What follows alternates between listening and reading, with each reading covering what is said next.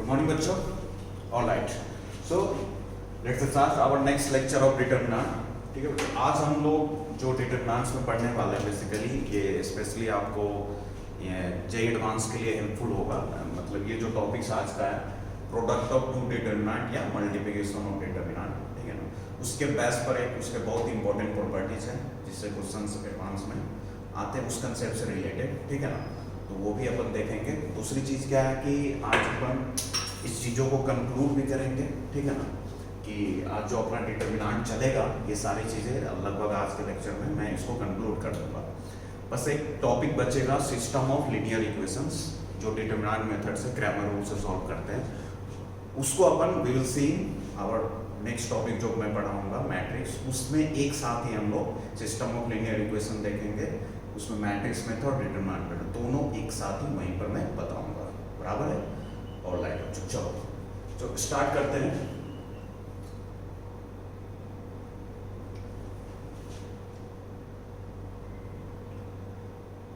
Product multiplication of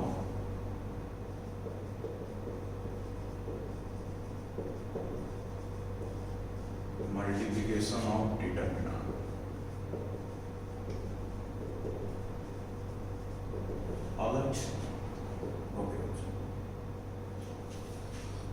क्या है ना कि जैसे जनरली आप अगर किसी को बोलोगे मल्टीप्लिकेशन ऑफ डिटरमिनेंट या प्रोडक्ट ऑफ टू डिटरमिनेंट्स, तो थोड़ा सा आपको जो बच्चे नहीं जानते हैं बेसिकली अपन जो मैट्रिक्स के बारे में ही अभी तक जो पढ़ रखे हैं उनको पता होगा कि दो मैट्रिक्स का मल्टीप्लिकेशन एडिशन ये सब अपन देखते हैं.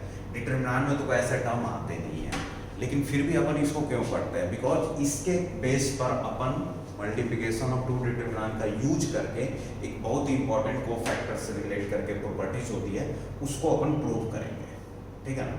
और काफ़ी बार ऐसे जैसे प्रूव करने वाले क्वेश्चंस में चाहो तो या फिर जैसे आपको कोई डिटरमिनेंट है इसको स्प्लिट करना है जो प्रोडक्ट ऑफ टू डिटरमिनेंट, वहाँ भी इसका आप यूज कर सकते हैं, ठीक है बच्चों. ऑलराइट, तो स्टार्ट करते हैं मल्टीप्लिकेशन ऑफ डिटरमिनेंट. जैसे मान लो मैंने दो डिटरमिनेंट लिया, मान लिया डेल्टा 1 लिया बेटे जो कि x1 y1 z1, ठीक है, a1 b1 c1, ठीक है. उसके बाद ले लिया अल्फा 1 बीटा 1 गामा 1, बराबर है, इनटू एक दूसरा डिटरमिनेंट लिया डेल्टा 2. अब एक बार लेते हैं फिर प्रोडक्ट करेंगे. दूसरा डिटरमिनेंट लिया x2 y2 z2 a2 b2 c2 alpha 2 beta 2 and gamma 2, ठीक है. ये अपने पास दो डिटरमिनेंट है बेटे और इस दोनों का अपने को प्रोडक्ट निकालना, मिस मल्टीप्लिकेशन, मतलब we have to find delta 1 into delta 2, ठीक है. तो क्या कंसेप्ट है, मतलब क्या चीजें अपने को कंसीडर करना पड़ेगा इस दोनों डिटरमिनेंट का प्रोडक्ट लिखने के लिए, है कि नहीं, कि हाउ वी कैन. एक तो तरीका यही है कि भाई दो डिटरमिनेंट का प्रोडक्ट करना है तो सबसे बेस्ट क्या है, दोनों की, क्योंकि डिटरमिनेंट तो एक वैल्यू को रिप्रेजेंट करता है, तो बेस्ट क्या होगा, इसको इवैल्यूएट कर लिया, है कि नहीं, और मतलब इवैल्यूएट करने का मतलब इसकी वैल्यू निकाल लिया, इसको इवैल्यूएट करके इसकी वैल्यू निकाल लिया, दोनों को फिर प्रोडक्ट करके मान लो इसकी वैल्यू 10 आ गई, इसकी वैल्यू 5 आ गई, 10 × 5 50 आंसर. तो फिर अपन ऐसा क्यों कर रहे हैं, ये टॉपिक क्यों पढ़ रहे हैं? ये बेटे इसलिए पढ़ रहे हैं कि कैसे हम किसी डिटरमिनेंट को एक डिटरमिनेंट फॉर्म में, है ना, कैसे अपन इस दोनों डिटरमिनेंट का product as a determinant form में ही कैसे लिखेंगे. मतलब अपने को इवैल्यूएट करने की जरूरत नहीं पड़नी चाहिए. That's why we are learning this topic, okay. और इसी चीज का कंसेप्ट अपन मैं बार बार बोलूँगा बहुत एक इंपॉर्टेंट रिजल्ट है उसमें यूज करूंगा अभी जस्ट इसके बाद, बराबर है. ऑलराइट, तो यहाँ से मैंने ये दो डिटरमिनेंट लिया x2 y2 z2, फिर क्या आ गया a2 b2 c2 alpha 2 beta 2 and gamma 2, ठीक है बेटे. तो यहाँ से मुझे इस दो डिटरमिनेंट का प्रोडक्ट बताना है एज ए डिटरमिनेंट, ठीक है ना, मतलब इसका इस दोनों का जब प्रोडक्ट करूंगा तो वो कौन सा डिटरमिनेंट बनेगा. तो जब भी आपको डिटरमिनेंट का प्रोडक्ट करना हो बेटे तो बस आपको ध्यान में ये रखना है कि आप product row wise, column wise, row column या कॉलम किसी भी ऑपरेशन से आप कर सकते हो प्रोडक्ट, है ना। मतलब ऐसा कोई बाउंडेशन नहीं है। जैसे मैं क्यों बोल रहा हूँ कि क्यों नहीं बाउंडेशन है, बिकॉज आगे जब मैं दो मैट्रिक्स का मल्टीप्लिकेशन ऑफ टू मैट्रिक्स बताऊंगा या प्रोडक्ट ऑफ टू मैट्रिक्स, तो वहां पर मैं ये बताऊंगा कि मैट्रिक्स मल्टीप्लिकेशन फिक्स होता है, रो टू कॉलम ही होता है हमेशा, रो कॉलम वाइज ही होता है। लेकिन डिटर्मिनेंट में दो डिटर्मिनेंट का प्रोडक्ट आप row row wise, row column, column row या कॉलम कॉलम वाइज कर सकते हो, ठीक है ना। इस चीज को आप लोग चाहो तो यहाँ पर नोट देकर मेंशन कर सकते हो, ठीक है ना। लिख लेंगे सारे बच्चे, ठीक है। क्या we can multiply two determinants, we can multiply two determinants by row wise और column wise, या फिर row column wise या फिर column row wise, ठीक है। रो column किसी भी तरीके से आप इसका प्रोडक्ट, इसका क्या मतलब है समझो। जैसे मैंने रो वाइज करना शुरू, रो वाइज का क्या मतलब हुआ कि पहले ये दो डिटर्मिनेंट है, यहाँ से एक रो उठाऊंगा, फिर इसका भी रो ही लूंगा, उसको बोलते हैं रो वाइज। मतलब इसका प्रोडक्ट मैं इसके इस रो का इस रो से करूंगा, फिर इस रो का इससे, फिर इस रो का इससे, तो ये हो गया रो वाइज। समझो, जैसे यहाँ से लूंगा, फिर ये रो हो गया। अब रो वाइज कर रहे हैं ऑपरेशन अपन, तो यहाँ से भी रो लूंगा, इसको इससे कर दूंगा, फिर इसको इस रो से कर दूंगा, फिर इससे, ऐसे एलिमेंट बनते जाएंगे, ठीक है ना। अगर मैं रो कॉलम वाइज गया तो यहाँ से रो लूंगा, यहाँ से कॉलम लूंगा, फिर यहाँ से रो, यहाँ से कॉलम, यहाँ से रो, यहाँ से कॉलम, ठीक है। तो आप इंडिपेंडेंट हो कैसे, वो अकॉर्डिंग टू क्वेश्चंस आपको देखना होगा कि अपने को कौन सा ऑपरेशंस गुड होगा, रो कॉलम, या आप किसी भी तरीके से कर सकते हो। वैल्यू सेम आए कि हाँ, दिखने में अलग हो सकता है, जो अपन रिप्रेजेंटेशन जो डिटरमिनेंट का इधर लिखेंगे वो हो सकता है कि अगर कोई बच्चा रो वाइज किया, कोई बच्चा रो कॉलम वाइज किया, तो हो सकता है उसका जो डिटरमिनेंट प्रोडक्ट करने के बाद जो एलिमेंट बने, और जो बच्चा रो वाइज किया और बच्चा रो कॉलम वाइज किया, तो हो सकता है एलिमेंट्स दिखने में अलग अलग हो, लेकिन फाइनली वैल्यू सबका सेम ही होगा, बराबर है। ऑलराइट, तो करते क्या है बेटे, चलो अपन इसको करेंगे रो वाइज, ठीक है ना। मान लो मैं रो वाइज कर रहा हूँ, बराबर है। तो रो वाइज कर रहा हूँ तो मतलब यहाँ से मैं एक रो लूंगा, बराबर है। अब यहाँ से रो लिया और इसका प्रोडक्ट करना, यहाँ से इस रो को पहले करूंगा। प्रोडक्ट कैसे करते हैं सीखो, यहाँ से रो उठाओ, यहाँ से रो, क्योंकि रो वाइज आ रहा है। उसके बाद क्या कर रहे हैं, जो करस्पॉन्डिंग एलिमेंट है ना उसको मल्टीप्लाई करते हैं। जैसे x1 x2 से होगा, y1 y2 से होगा, z1 z2 से मल्टीप्लाई होगा, तो क्या आ जाएगा, वो आपका पहला एलिमेंट बनेगा। अच्छा, एक चीज और ध्यान रखना कि अगर ये 3x3 का है, दो डिटर्मिनेंट 3x3 का अगर आप प्रोडक्ट कर रहे हो, तो जो डिटर्मिनेंट फाइनल प्रोडक्ट होने के बाद बनेगा वो भी 3x3 का ही आएगा, बराबर है। मतलब 3x3 का आया तो इसमें भी कितने एलिमेंट होंगे, 9। तो 9 एलिमेंट अब क्या क्या होंगे वो अपन लिखना शुरू कर रहे हैं, बराबर है बेटे। ऑलराइट, तो यहाँ से क्या करेंगे, x1 को x2 से, y1 को y2 से, z1 को z2 से मल्टीप्लाई कर कर ऐड करेंगे। तो पहला एलिमेंट अपना बनेगा x1 x2 plus y1 y2 plus z1 z2, बराबर है। उसके बाद फिर से अभी यहां से रो लिए हो तो इस रो को किया, फिर यहां से अब दूसरे रो को करेंगे तो वो दूसरा एलिमेंट बनेगा। तो दूसरे एलिमेंट क्या बनेगा, x1 a2 y1 b2 z1 c2, है ना। क्या बनेगा, x1 a2 y1 b2 और z1 c2।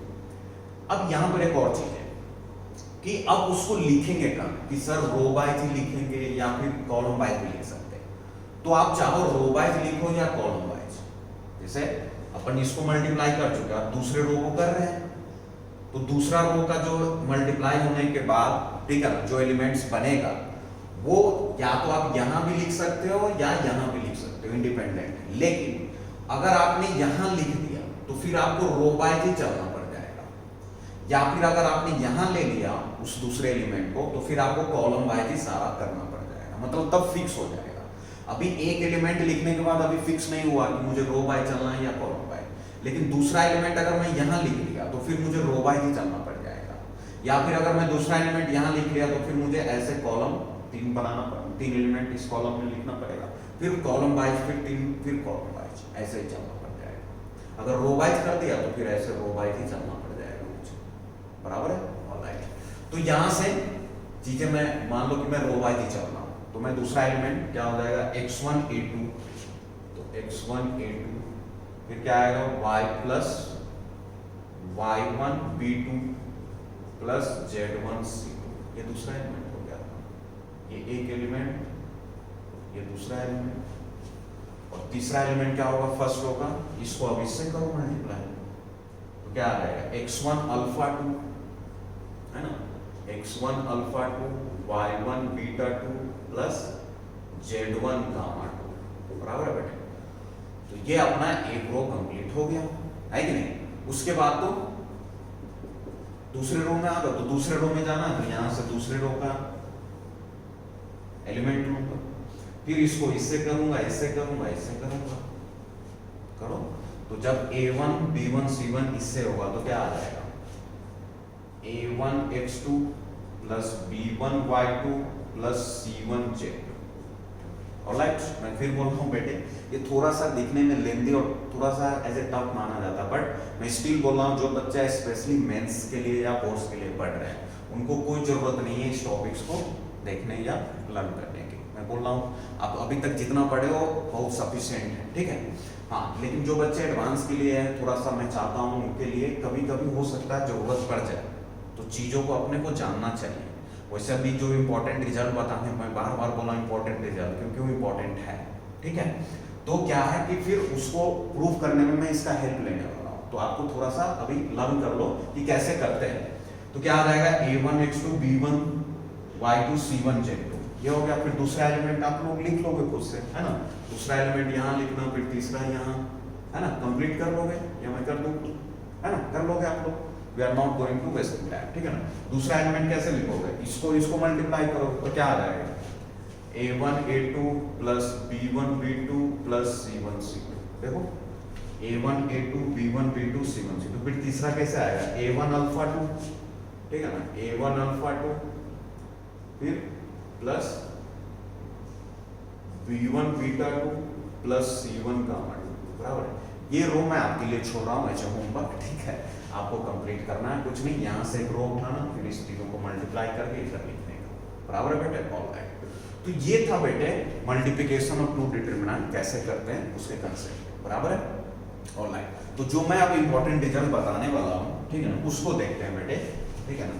या तो आप इसकी प्रॉपर्टीज मान लो मल्टीप्लिकेशन ऑफ डिटरमिनेंट की, या फिर उसको एज ए इंपॉर्टेंट रिजल्ट आप चाहो तो मार्क कर सकते हो, ठीक है। तो उसको लर्न करते हैं, आप लोग लिख लिए होइएगा इसको, ऑलराइट।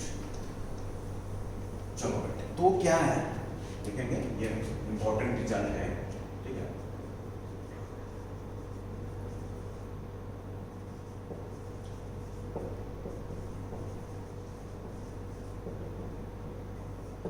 ठीक है, क्या है बेटे, देखो मैंने क्या किया, एक डिटरमिनेंट लिया डेल्टा, बराबर, एक मैंने डिटरमिनेंट लिया डेल्टा, ठीक है। 3 क्रॉस 3 का मान लो मैंने लिया, जिसमें एलिमेंट है मान लो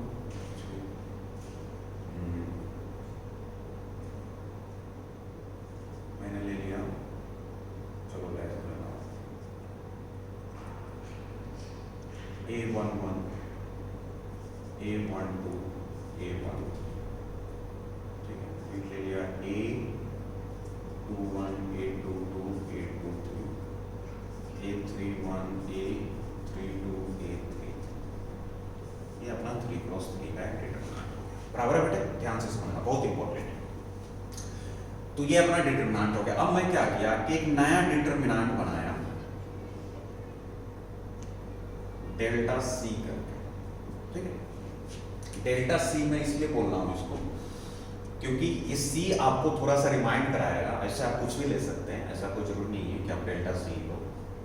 ये जो सी को फैक्टर के लिए मैं यूज कर रहा हूं, तो डेल्टा सी आपको रिमाइंड कराएगा कि इस डिटरमिनेंट के जितने भी एलिमेंट्स, कितने एलिमेंट्स है बेटे इधर 9, हर एक एलिमेंट का को फैक्टर लिया और जिस एलिमेंट का जो को फैक्टर है उसी पोजीशन पर उसको रखते हुए अपन एक नया डिटरमिनेंट बनाएंगे। मतलब बेसिकली अगर शॉर्ट में बोला जाए तो यूं हो रहा है, क्या हो रहा है बेटे कि हर एक एलिमेंट का करस्पॉन्डिंग कोफैक्टर निकाला और उसी पोजीशन पर उसको रखा और एक नया डिटरमिनेंट फॉर्म किया। मतलब उस नए डिटरमिनेंट, ये जो डेल्टा सी डिटरमिनेंट है, इसमें जितने भी एलिमेंट्स आएंगे, ये भी 3x3 का, तो 9 एलिमेंट आएंगे। 9 एलिमेंट जो होगा वो सारे के सारे कोफैक्टर्स होंगे। किसके कोफैक्टर्स होंगे? तो इस जितने भी ये जो 9 एलिमेंट अपने पास बचे उसके कोफैक्टर्स अपन ले रहे हैं। मतलब कि A11 का मैं कोफैक्टर निकाला, तो A11 का कोफैक्टर ले लिया C11 बराबर है।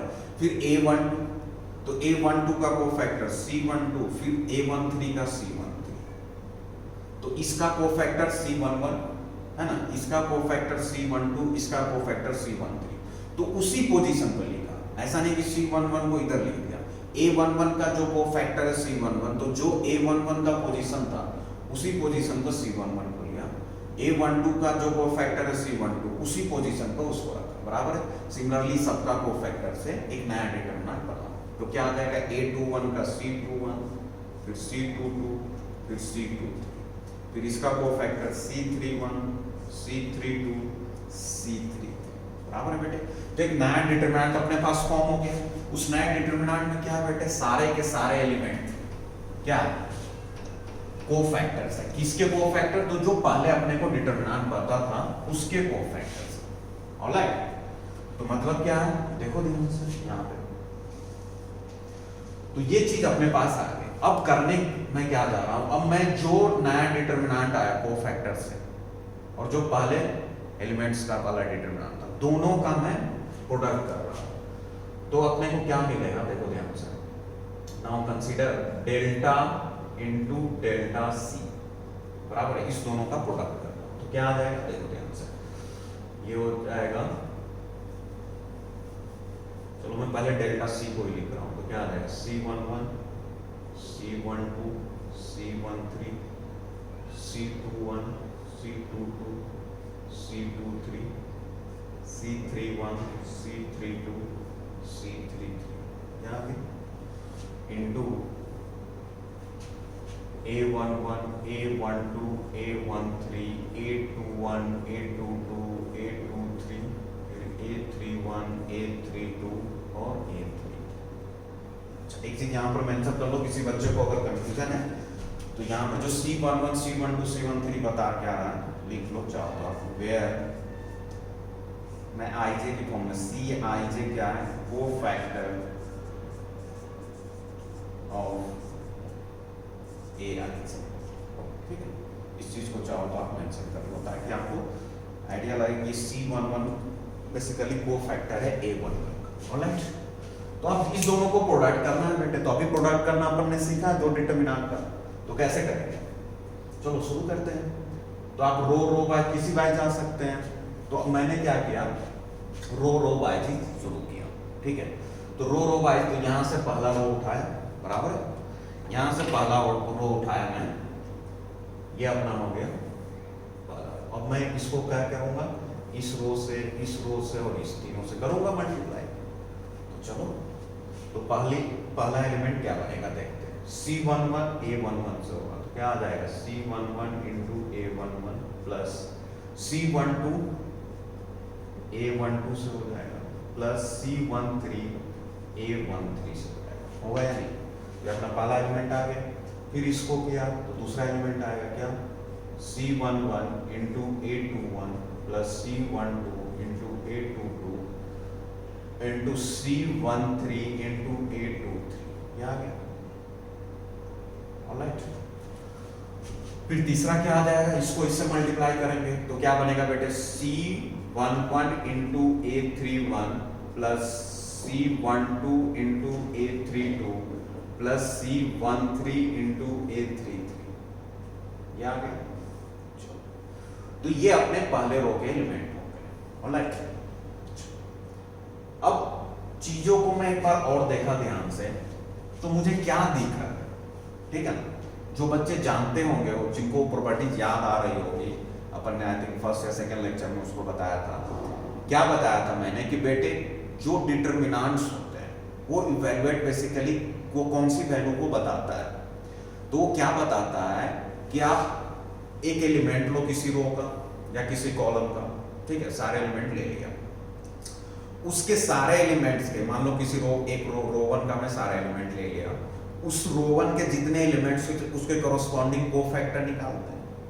कोफैक्टर निकालने के बाद अगर उस दोनों का प्रोडक्ट करके, एलिमेंट का उसके कॉरस्पॉन्डिंग कोफैक्टर का प्रोडक्ट करके अगर सम करते हैं तो क्या मिलता है अपने को, बोलो, वैल्यू ऑफ द डिटरमिनेंट। याद आ रहा है जब अपन इवैल्यूएशन पढ़े थे 3x3 का, वहां पर मैंने बताया था नोट देकर आपको कि जो डिटरमिनेंट्स की वैल्यू होती है वो होता क्या है, किसी भी रो और कॉलम के सारे एलिमेंट्स का आप कोफैक्टर्स निकालो, फिर उस कोफैक्टर्स को उसी एलिमेंट के जो करस्पॉन्डिंग एलिमेंट है उससे मल्टीप्लाई कर कर ऐड करो, तो जो वैल्यू आएगा वो आपको क्या बताता है बेटे, वैल्यू ऑफ द डिटरमिनेंट बताता है। ऑलराइट, मतलब क्या है कि यहां पर मैं क्या देख रहा हूं कि C11 किसका कोफैक्टर है, A11 का, तो C11 A11 से मल्टीप्लाई हो रहा है, C12 किससे मल्टीप्लाई हो रहा है, A12 से, फिर C13 किससे मल्टीप्लाई हो रहा है, A13 से।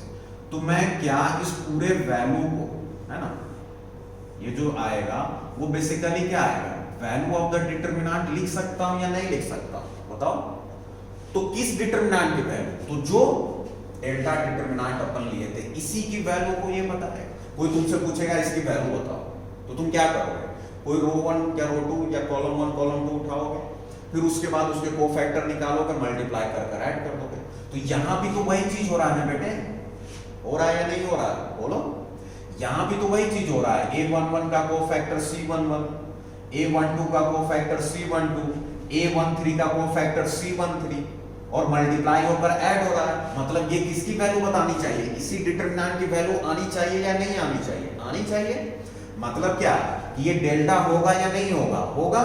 ऑलराइट, फिर वहां पर मैंने एक चीज और ऐड किया था, अब आपको इस दोनों की वैल्यू खुद ब खुद पता चल जाएगा। क्या ऐड किया था मैंने ये बोला था वहां पे कि बेटे अगर आप थोड़ा सा चेंज करते हो, क्या चेंज करते हो कि रो 1 का कोफैक्टर निकाला, रो 1 में जितने एलिमेंट हैं सबका कोफैक्टर निकाला, C11 C12 C13 आ गया कोफैक्टर, फिर उस कोफैक्टर को किसी दूसरे रो के एलिमेंट से मल्टीप्लाई कर कर अगर ऐड करोगे तो वो किसके इक्वल होता है, बोलो, 0 के इक्वल होता है। याद आ रही है, नहीं याद आ रही है कोई बात नहीं, आप लेक्चर फिर से रिपीट करके देख लेना। आई थिंक लेक्चर नंबर 1 का लास्ट पोर्शन होगा या 2 का स्टार्टिंग होगा, ऐसा ही कुछ, ठीक है। तो मैंने क्या बोला आपको कि अगर किसी रो 1 का अपन ने कोफैक्टर निकाला और उसको मल्टीप्लाई करूंगा किसी दूसरे रो के कॉरस्पॉन्डिंग एलिमेंट से, तो फिर उस केस में उसकी वैल्यू क्या आ जाएगी, 0 आ जाएगी जब मल्टीप्लाई करता है। मतलब कि यहां पर देखो ये क्या है, C11 है ना, तो कोफैक्टर किसका है, A11 का, लेकिन मल्टीप्लाई किससे हो रहा है, रो 2 के एलिमेंट से। कोफैक्टर तो है इसका, लेकिन मल्टीप्लाई हो रहा है इस तीनों एलिमेंट से। देखो C11 21 से मल्टीप्लाई हो रहा है, C12 A22 से मल्टीप्लाई हो रहा है, C13 A23 से मल्टीप्लाई हो रहा है। तो इसकी वैल्यू मैं क्या बेटे 0 लिख सकता हूं या नहीं लिख सकता, लिख सकता हूं। तो अब आप ये भी बता दो खुद ब खुद, यहां भी कोफैक्टर किसका लिया आपने, रो 1 का, एलिमेंट किसका लिया आपने, रो 3 का, मतलब इसकी वैल्यू क्या हो जाएगी, 0 हो जाएगी। सिंपल है ना, चीजें रिकॉल हो रही है ना बेटे। ऑलराइट, इंपॉर्टेंट है ना, देखो सारी चीजें आपको रिवाइज भी करा रही है चीजें। ऑलराइट, तो इसका मतलब क्या हो रहा है कि अगर मुझे ये 9 के 9 एलिमेंट अब लिखने की जरूरत पड़ने वाली है, नहीं पड़ने वाली है, क्योंकि बहुत हर एक रो में दो तो 0 आने ही है। देखो खुद ब खुद, जैसे देखो आपको दिखाता हूं, देखो बेटे अब तो ये रो 1 कंप्लीट हो गया। अब मैंने रो 2 की तरफ बढ़ा, तो यहां से मैं रो 2 का एलिमेंट लिया, अब इसको मल्टीप्लाई करूंगा इससे, इससे और इससे, इस तीनों से करूंगा मल्टीप्लाई। तो कोफैक्टर किसका है ये, C21 C22 C23 किसका कोफैक्टर है, C21 C22 C23 किसका कोफैक्टर है, रो 2 का। रो 2 के जो कॉरस्पॉन्डिंग एलिमेंट है उसी का कोफैक्टर ये है। अच्छा, ये मल्टीप्लाई किससे हो रहा है, रो 1 से, तो मल्टीप्लाई होने के बाद जब ऐड करूंगा तो वैल्यू क्या आ जाएगी, 0 आएगी या नहीं आएगी, बोलो, आएगी। ऑलराइट, मतलब कि इसको जब मैं इससे मल्टीप्लाई करूंगा तो यहाँ क्या मिलेगा 0। सिमिलरली जब इसको इससे मल्टीप्लाई करूंगा तो अब तुम बताओ कोफैक्टर किसका, रो 2 का, एलिमेंट किस कौन सा, रो 2, तो वैल्यू क्या आ जाएगी डेल्टा।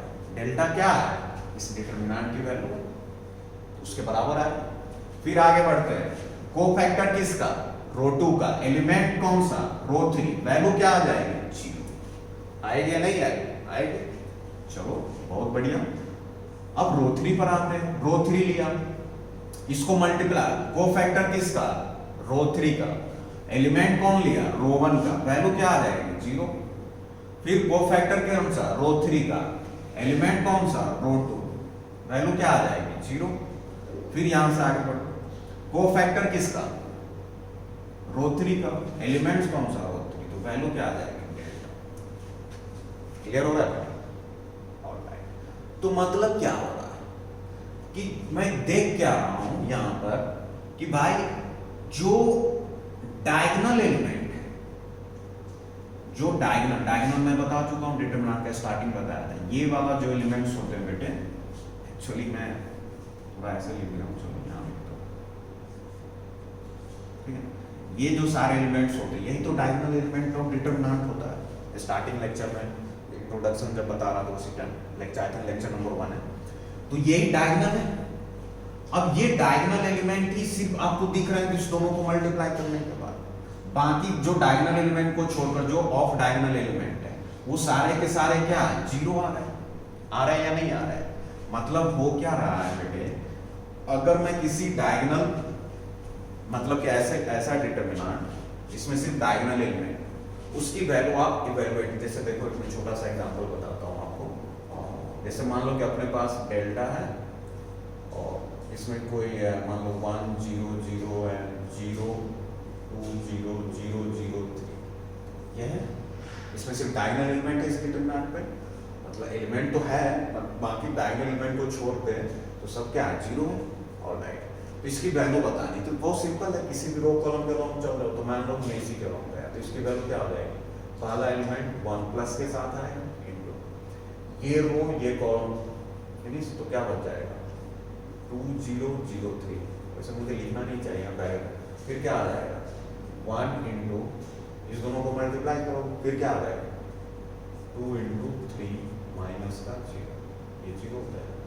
यहाँ से क्या मिल जाएगा 1 2 3, तो बेसिकली क्या मिल गया कि अगर आप किसी डिटरमिनेंट में, ठीक है ना, आप चाहो तो ऐसे इसको नोट्स पे लिख सकते हो, ठीक है ना, इन एनी डिटरमिनेंट्स, इस चीज को अपन मैट्रिक्स में भी वहां पर प्रूव भी करेंगे, ठीक है ना, कि जो डायगोनल मैट्रिक्स होते हैं उसका डिटरमिनेंट जो होता है वो होता है product of all the elements of the diagonal. जैसे यहाँ देखो इसके डायगोनल एलिमेंट क्या है 1 2 3, तो इसका डिटरमिनेंट की वैल्यू भी क्या है 1 इंटू 2 इंटू 3।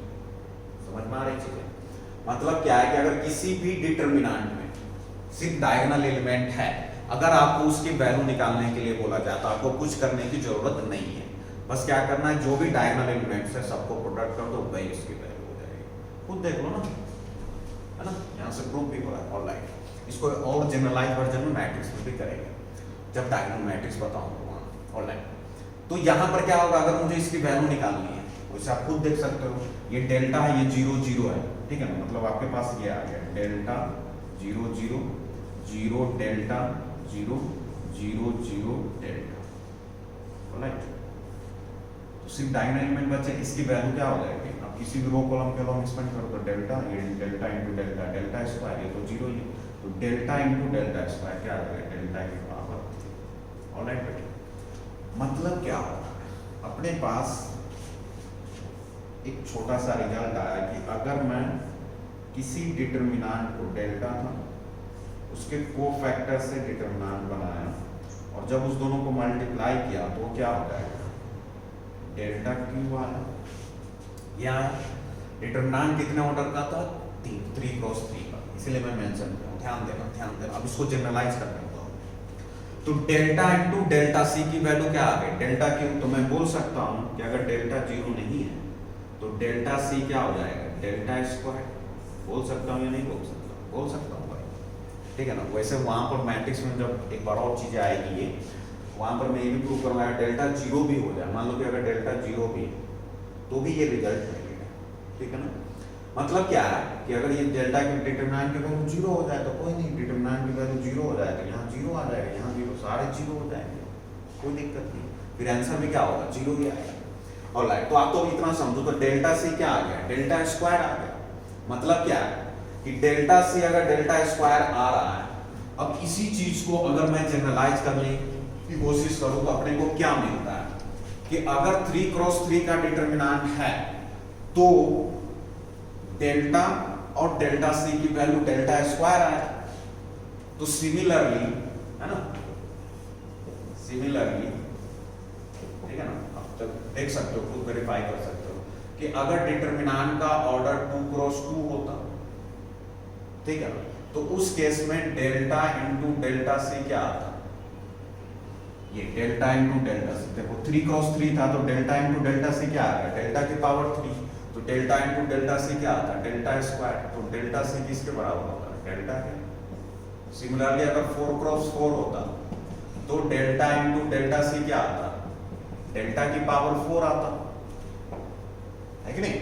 तो यहां से क्या बोल सकता हूं कि डेल्टा सी क्या हो जाएगा, डेल्टा की पावर 3 हो जाएगा। मतलब कि क्या, मैं एक सिमिलरिटी देख रहा हूं इस तीनों में, क्या कि अगर डिटरमिनेंट 2x2 का है तो डेल्टा सी मतलब जो उसके कोफैक्टर्स से जो अपन डिटरमिनेंट बनाए तो उसकी वैल्यू उसके बराबर आ रही है। अगर डिटरमिनेंट 3x3 का है तो फिर उस कोफैक्टर वाले डिटरमिनेंट की वैल्यू डेल्टा स्क्वायर मतलब जो डिटरमिनेंट है उसका पावर 2 आ रही है। फिर अगर 4x4 ले रहा हो तो पावर 3 आ रही है।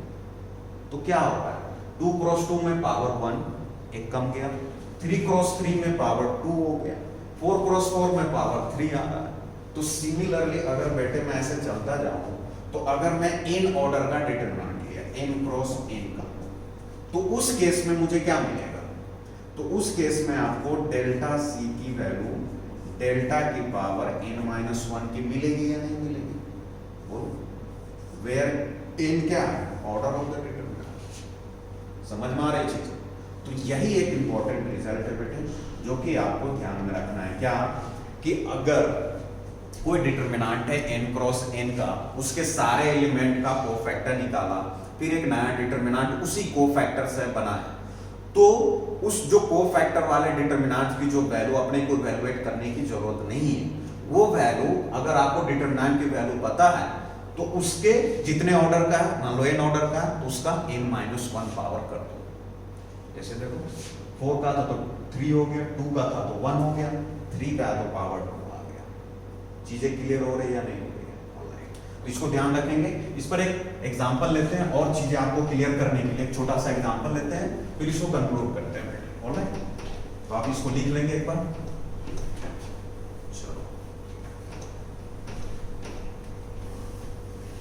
चलो बेटा क्वेश्चंस लिखते हैं।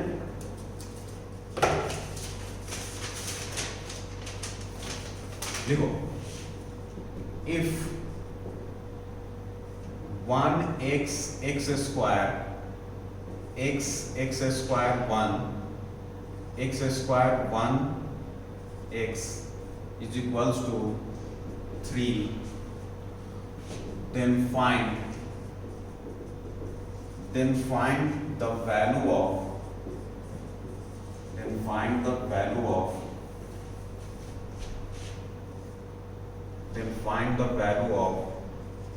x cube minus 1 0 x minus x की पावर 4 0 x minus x की power 4 x cube minus 1 x minus x की पावर 4 x cube minus 1 0, इसकी वैल्यू अपने को बतानी है, ऑलराइट। चलो देखते हैं क्या बोला अपने को यूं बोल रहा है, ठीक है, कि ये डिटरमिनेंट है, इसकी वैल्यू उसने 3 दे रखी है, तो मुझे इस डिटरमिनेंट की वैल्यू बताओ।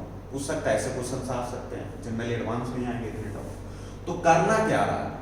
अब अगर सिंपली विदाउट कोई कंसेप्ट नहीं लगाया, जो अपन पढ़े भूल गया सारे कंसेप्ट, अगर ये प्रॉब्लम आपको आता तो अभी अगर मान लो ये टॉपिक अभी नहीं पढ़ रहे तो कैसे अप्रोच करते हो, वो भी सीखो, मुझे पता है कि इसको जब मैं इवेलुएट करूंगा तो x के टर्म्स में एक इक्वेशन इधर एक्सप्रेशन बनेगा, उसको 3 के बराबर करूंगा तो x के टर्म में जो एक्सप्रेशन आएगा उसको सॉल्व करूंगा, वहां से x की वैल्यू आ जाएगी, उस x की वैल्यू को इधर पुट करूंगा, फिर यहां पुट करने के बाद फिर इसकी वैल्यू इवेलुएट कर दूंगा, है कि नहीं?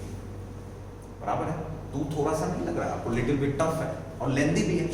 तो मैं क्या करूंगा, फिर मैं ये करूंगा कि भाई कुछ ऐसा सोचते हैं कि ये तुमको थोड़ा सा ऑब्जर्व करना आना चाहिए, या फिर प्रैक्टिस ज्यादा करोगे इस टॉपिक पर क्वेश्चन तो आपको अपने आप चीजें दिखना शुरू हो जाएगी। क्या कि अगर ऐसे क्वेश्चन पूछे तो आपसे इतना करने के लिए तो नहीं बोला होगा, बेसिकली आपको कुछ ना कुछ वो सोचने के लिए मजबूर कर रहा है। क्या मजबूर कर रहा है कि आप ये सोचो थोड़ा सा कि यार कि कुछ ना कुछ इस डिटरमिनेंट और इस डिटरमिनेंट में सिमिलरिटी है या नहीं है, ठीक है ना? क्योंकि क्वेश्चन तो ऑब्जेक्टिव्स आएंगे या कुछ भी कम समय में ही होने वाले क्वेश्चन होंगे। तो मैंने ऐसे सोचा थोड़ा कि यार इधर x3-1 है, इधर 0x-4, तो हर एक रो में एलिमेंट का पोजीशन तो अलग अलग है लेकिन एलिमेंट्स तो है सेम। देखो x3-1 0x-4 0x-4 x-4 x-4 ये, और यहाँ भी वही चीज चल रहा है 1x² मतलब हर एक रो या कॉलम को मैं देखूं तो एलिमेंट का बस पोजीशन चेंज हो रहा है, एलिमेंट्स तो वही है। देखो 1x² तो सभी में 1x² ही है, और यहाँ भी।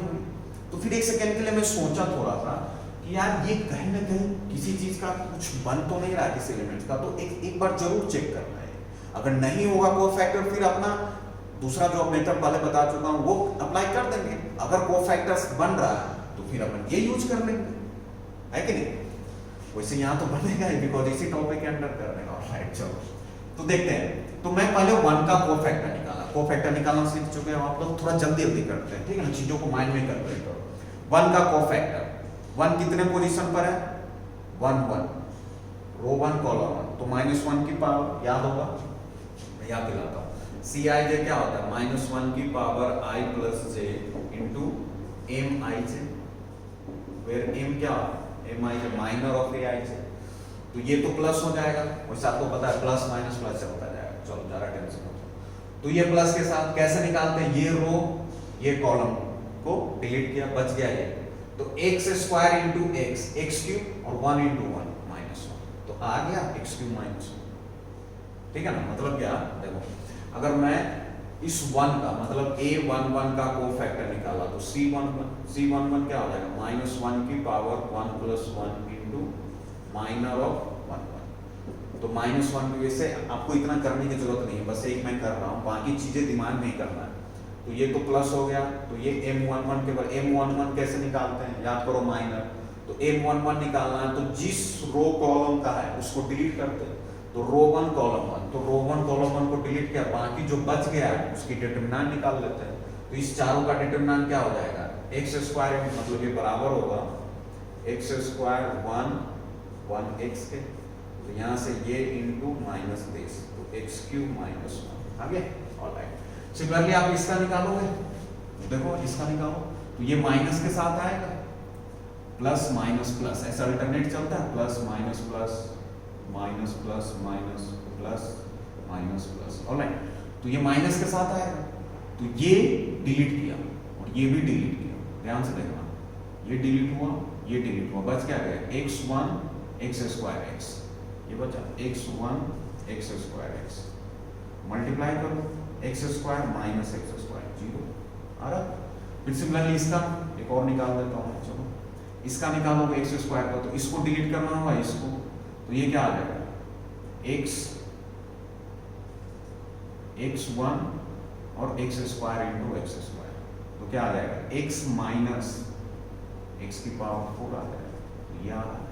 मतलब निकाल कर देखना, हर एलिमेंट का कोफैक्टर यही बन रहा है। ऑलराइट, तो ये बेसिकली क्या हो गया अपना बेटे कि ये कोफैक्टर से बनने वाला, इसको लिख लिया आपने। ऑलराइट, तो ये कोफैक्टर से बनने वाला डिटरमिनेंट है, तो बस अपनी इसकी वैल्यू निकालने हैं। तो अभी अपन ने एक रिजल्ट पढ़ा कि अगर n ऑर्डर का कोई डिटरमिनेंट है और उसके कोफैक्टर से जो डिटरमिनेंट बना उसकी वैल्यू उस डिटरमिनेंट की वैल्यू के पावर का n-1 होगा, तो ये 3 क्रॉस 3 का है, तो इसकी वैल्यू क्या आ जाएगी? इसकी जो वैल्यू है उसका पावर कितने ऑर्डर का है? 3, तो 3 - 1 हो जाएगा, तो ये आ जाएगा 3 का स्क्वायर, तो एक लाइन में आप इसका आंसर निकाल लिया।